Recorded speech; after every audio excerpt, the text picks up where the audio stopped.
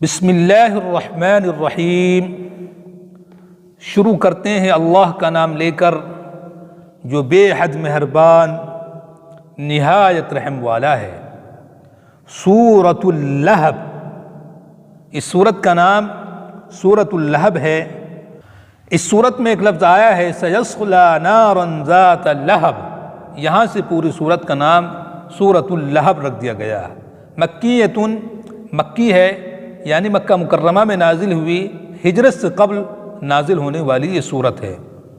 اس سورت کا ایک سبب نزول ہے، ایک شان نزول ہے۔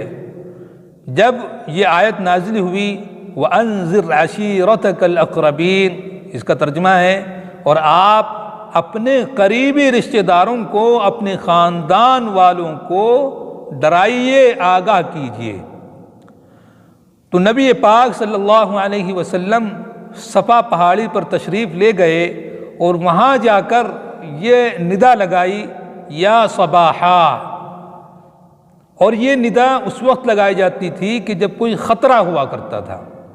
چنانچہ سب لوگ اس آواز کو اور اس ندا کو سن کر صفا پہاڑی کے دامن میں جمع ہو گئے۔ اس کے بعد نبی پاک صلی اللہ علیہ وآلہ وسلم نے لوگوں سے پوچھا کہ اے لوگو، اگر میں تم سے یہ کہوں کہ اس پہاڑی کے اس سائیڈ میں ایک لشکر جرار ہے جو تم پر حملہ آور ہونے والا ہے، تو تم تصدیق کرو گے؟ سب لوگوں نے بیک زبان کہا کہ جی ہاں، ہم آپ کی تصدیق کریں گے، اس لیے کہ ہم نے آپ کو کبھی جھوٹ بولتے ہوئے دیکھا ہی نہیں ہے۔ اس کے بعد نبی پاک صلی اللہ علیہ وسلم نے یہ اعلان کیا کہ میں تمہیں آگاہ کر رہا ہوں ایک ایسے عذاب سے جو تم پر عن قریب مسلط ہونے والا ہے تمہارے کفر و شرک کی وجہ سے۔ جب لوگوں نے آپ کی یہ بات سنی تو سب لوگ غصے سے برانگیختہ ہو گئے اور نبی پاک صلی اللہ علیہ وسلم کو برا بھلا کہنے لگے۔ چنانچہ ابو لہب نے اس وقت، جس کا نام عبد العزیٰ تھا، جو نبی پاک صلی اللہ علیہ وسلم کا چچا تھا، یہ الفاظ اپنی زبان سے نکالے تھے کہ جن کو اللہ رب العزت نے قیامت تک کے لیے ایک تاریخ بنا دیا، اور انہی الفاظ پر اللہ رب العزت نے یہ پوری سورت نازل فرما دی۔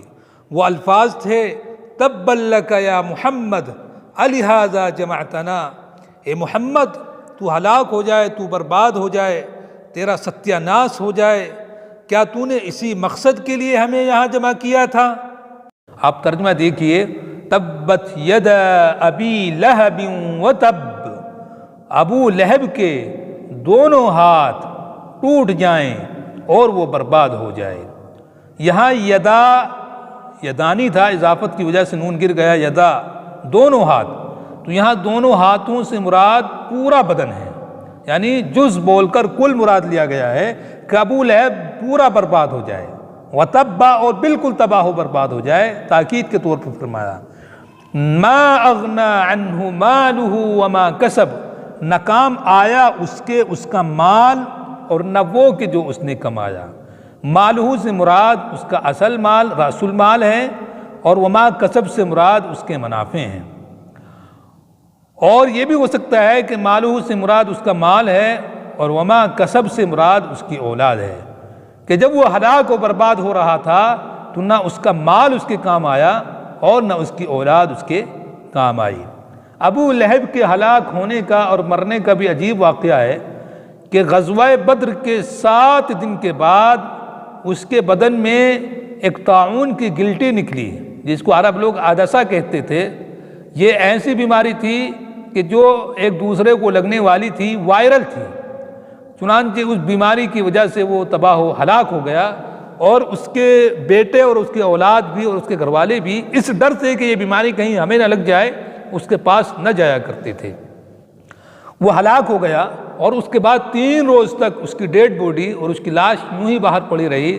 جب وہ سڑنے لگی تو اس کے بیٹوں نے مزدوروں کو بلا کے ایک گڈھا کھدوا کے لکڑی سے اس میں دھکلوا دیا اور اس کو اوپر سے پتھر بھر دیے۔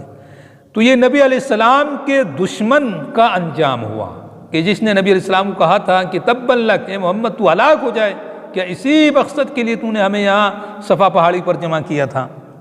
تو جب وہ مر رہا تھا نہ اس کا مال اس کے کام آیا اور نہ اس کی اولاد اس کے کام آئی۔ اولاد اتنی کام آئی کہ اولاد کوئی اس کو ہاتھ لگانے تک کو تیار نہیں تھی، اور اولاد نے اس کو دفن تک نہ کیا۔ کرائے کے مزدوروں کو بلا کے اس کو دفن کرایا گیا اور ڈنڈے سے اس کی لاش کو گڈھے میں ڈالا گیا تھا۔ سیصلا، عن قریب وہ داخل ہوگا، یہ تو انجام اس کا دنیا میں ہوا تھا، اور آخرت میں کیا انجام ہوگا؟ سیصلا، عن قریب وہ داخل ہوگا ایسی آگ میں، ذات لہب، کہ جو دہکتی ہوئی ہوگی۔ لہب انگارے کو کہتے ہیں، شعلے کو کہتے ہیں۔ وہ ایسی آگ میں داخل ہوگا کہ جو دہکتی ہوئی ہوگی۔ اصل میں ابو لہب بہت زیادہ لہیم و شہیم تھا، رنگ اس کا بہت زیادہ مائل بسرخی تھا، اسی لیے اس کی کنیت ابو لہب پڑ گئی تھی، اور آخرت کے اعتبار سے وہ اسی طرح کی سلگتی ہوئی اور دہکتی ہوئی آگ میں داخل ہوگا، تو دنیا کے اعتبار سے بھی اور آخرت کے اعتبار سے بھی وہ ابو لہب ہی ٹھہرا۔ وامرأتہ، اور اس کی بیوی بھی آگ میں داخل ہوگی۔ ابو لہب کی بیوی ام جمیل بھی ابو لہب کا نبی پاک صلی اللہ علیہ وسلم کی دشمنی میں پورا ساتھ دیا کرتی تھی، تو ابو لہب کے ساتھ ساتھ جہنم میں اس کی بیوی بھی ہوگی۔ اس کی ایک صفت بیان کی گئی، حمالۃ الحطب۔ حمالۃ صیغہ مبالغہ ہے، حمل سے بنا ہے، جو لکڑیاں لاد لاد کر لایا کرتی تھی۔ لکڑیاں لاد لاد کر لانے کے مفسرین نے کئی مطلب بیان کیے۔ ایک مطلب تو یہ بیان کیا کہ وہ نبی پاک صلی اللہ علیہ وسلم کو ایذا پہنچانے کے لیے، آپ کو ستانے کے لیے جنگل سے خاردار لکڑیاں چن کر لاتی تھی، اور اس کے بعد نبی علیہ السلام کے راستے میں اس کو بچھا دیا کرتی تھی تاکہ نبی علیہ السلام کو اس سے تکلیف پہنچے۔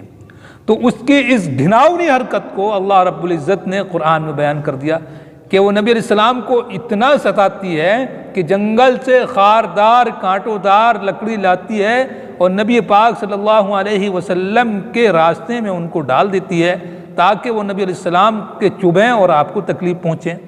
ایک حمالۃ الحطب کا یہ مطلب مفسرین نے بیان کیا، اور ایک مطلب یہ بیان کیا کہ جہنم میں اللہ رب العزت اس کی یہ ڈیوٹی لگائیں گے کہ وہ زقوم نامی جو درخت ہوگا اس کی لکڑی لائے کرے گی، اور جہاں اس کا شوہر ابو لہب جل رہا ہوگا وہ اس آگ پر لا کر ڈالا کرے گی تاکہ ابو لہب کی آگ مزید دہکے اور مزید سلگے۔ اس میں دو باتیں ہیں کہ جیسے وہ دنیا میں نبی پاک صلی اللہ علیہ وسلم کو تکلیف پہنچانے کے لیے جنگل سے لکڑیاں لایا کرتی تھی، یہی ذمہ داری اللہ تعالیٰ اس کو جہنم میں دیں گے کہ وہ اپنے شوہر کو تکلیف پہنچانے کے لیے جہنم میں لکڑیاں لایا کرے گی اور اپنے شوہر کی آگ پہ لا کر ڈالا کرے گی۔ اور ایک مطلب یہ ہے کہ وہ اپنے خبیث ملعون شوہر کو تکلیف پہنچانے کے لیے اس کی آگ کو مزید سلگانے اور دہکانے کے لیے اس پر لکڑی لا لا کر ڈالا کرے گی۔ نعوذ باللہ من ذالک۔ بعض مفسرین نے یہ مطلب بیان کیا کہ حمالۃ الحطب کا مطلب یہ ہے کہ وہ جنگل سے لکڑیاں چولہے میں جلانے کے لیے لایا کرتی تھی، کیونکہ وہ انتہائی کنجوس اور بخیل عورت تھی، گو کی مالدار تھی، مگر اس کی فطرت میں بخل اور کنجوسی تھی، اس لیے وہ جنگلوں میں جایا کرتی تھی اور وہاں سے لکڑی چن چن کر لایا کرتی تھی اور وہ گھر میں جلایا کرتی تھی، اور اس کی موت بھی اسی میں ہوئی۔ اس کی ہلاکت اور موت کا واقعہ بھی بڑا عجیب ہے کہ وہ ایک مرتبہ جنگل سے لکڑی لا رہی تھی اور وہ گلے میں گٹھری باندھ کے ایک رسی گلے میں ڈال لیا کرتی تھی تاکہ وہ گٹھری گرے نہ، جس کا ذکر آگے آ رہا ہے فی جیدھا حبل من مسد۔ چنانچہ ایک مرتبہ وہ گٹھری اس کے سر سے گری اور رسی اس کی گردن میں پڑی ہوئی تھی، اس کی وجہ سے اس کا گلا گھٹا اور وہ مر گئی، گویا کہ کتے کی موت مری۔ سیصلی نارا ذات لہب، تو داخل ہوگی ان قریب وہ بھی اور اس کی بیوی بھی ایسی آگ میں کہ جو سلگ رہی ہوگی، جو شعلہ زن ہوگی۔ حمالۃ الحطب، جو لکڑیاں چن چن کر لایا کرتی تھی، فی جیدہا حبل من مسد، جید کا ترجمہ گردن ہے، حبل کا ترجمہ رسی، اور مسد کا ترجمہ بٹی ہوئی مضبوط رسی، اس کی گردن میں ایک مضبوط رسی ہوگی۔ اس سے کیا مراد ہے؟ اس سے ایک مراد تو یہ ہے جو ہم نے ابھی بتلایا کہ وہ جنگل سے لکڑیاں لایا کرتی تھی اور رسی سے لکڑی باندھتی تھی اور اس کا ایک پٹا اپنی گردن میں ڈال لیا کرتی تھی، اور وہی اس کی موت کا سبب بنا۔ اور ایک مطلب یہ ہے کہ اللہ رب العزت جہنم میں اس کے گلے میں لوہے کا ایک توق اور ایک تار ڈال دیں گے جو اس کی گردن میں پڑا رہے گا، جس کی وجہ سے، جس کی تپش اور گرمی کی وجہ سے اس کو بہت زیادہ تکلیف ہوگی۔ اس صورت میں اللہ رب العزت نے ہمیں یہ سبق دیا کہ جو کوئی بندہ اللہ کے نبی سے، اللہ کے ولی سے، اللہ کے برگزیدہ بندے سے، اللہ کی عبادت کرنے والے سے دشمنی رکھے گا، اس کو ستائے گا، اس کو تکلیف پہنچائے گا، تو اس کا انجام یہی ہوگا کہ جو ابو لہب اور اس کے ساتھیوں کا ہوا تھا۔ اور یہ اللہ رب العزت کی پرانے زمانے ہی سے عادت رہی کہ جو اللہ رب العزت کے انبیاء کو، اس کے اولیاء کو، اس کے شہداء کو، اس کے برگزیدہ بندوں کو تکلیف پہنچاتا ہے، اللہ رب العزت اس کا یہی انجام کرتا ہے کہ اس کو دنیا میں بھی بے عزت کرتا ہے اور آخرت میں بھی اللہ رب العزت اس کو بے عزت کرے گا۔ اللہ رب العزت ہم سب کی حفاظت فرمائے، اللہ رب العزت ہم سب کو اپنے برگزیدہ بندوں سے، اولیاء سے محبت کرنے کی توفیق عطا فرمائے، اللہ رب العزت ہم سب کو قرآن کی سمجھ عطا فرمائے۔ وآخر دعوانا ان الحمد للہ رب العالمین۔